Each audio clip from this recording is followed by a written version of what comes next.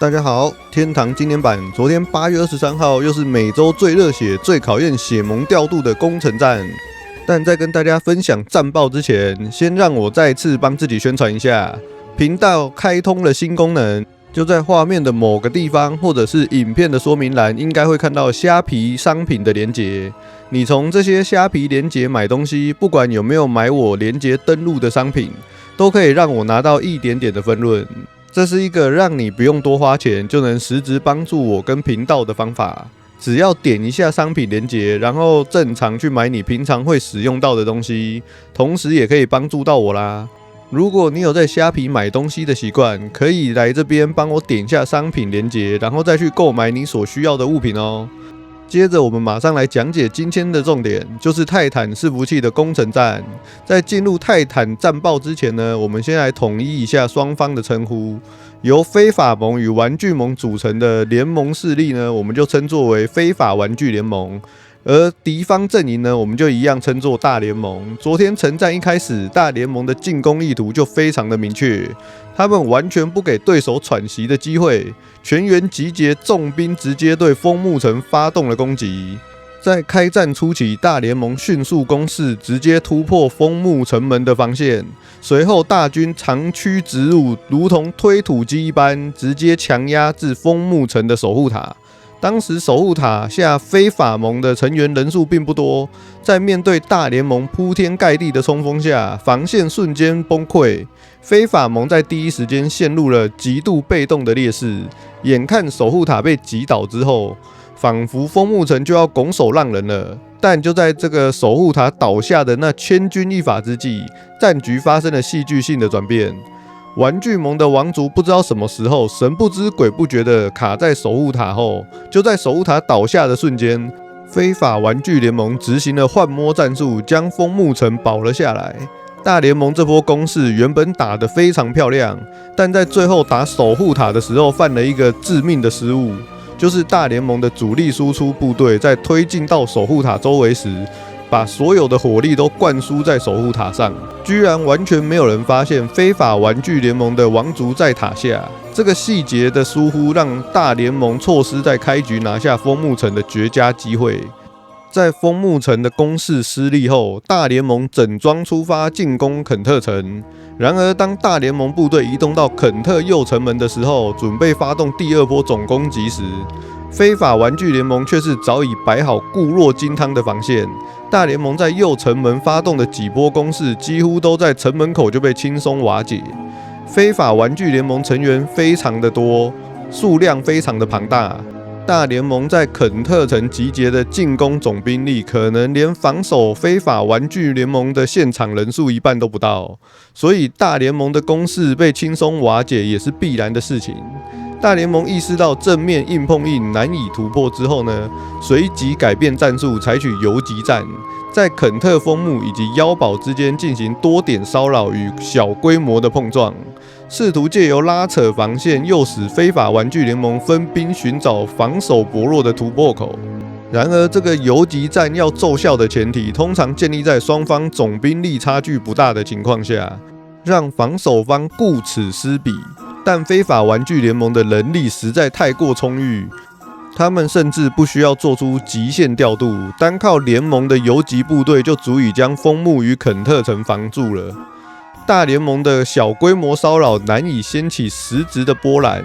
戰局推進到開戰後大約40分鐘，掌控全場主動權的非法玩具聯盟隨後直接前往妖堡順利拿下。拿下妖堡後，實況主洛克被指派進駐防守妖堡，擔任後續幻摸戰術的重點人物。整個聯盟在3大城堡之間建立了穩定的防線，展現了強大的戰局掌控力。直到攻城戰結束前的2分鐘，就是最後2分鐘，大聯盟發動最後孤注一擲，全軍集結對妖堡發動了最後一波的總攻勢。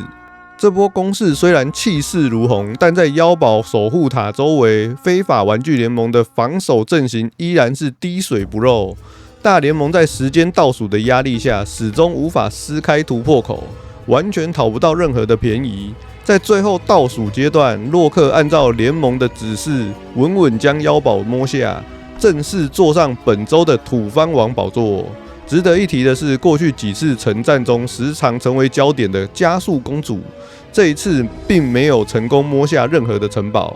很大一部分的原因在於非法玩具聯盟吸取過往的經驗，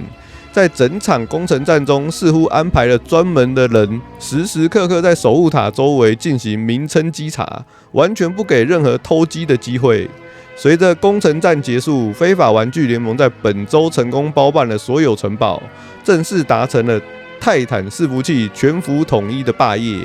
在這裡也要恭喜非法玩具聯盟。看完了泰坦伺服器的攻城戰，接着我們把鏡頭轉到勝利伺服器。大家以為我要來跟大家說勝利伺服器城戰激烈碰撞嗎？那就想太多了。目前勝利伺服器呢處於統一的狀態。城戰基本上就是大家一起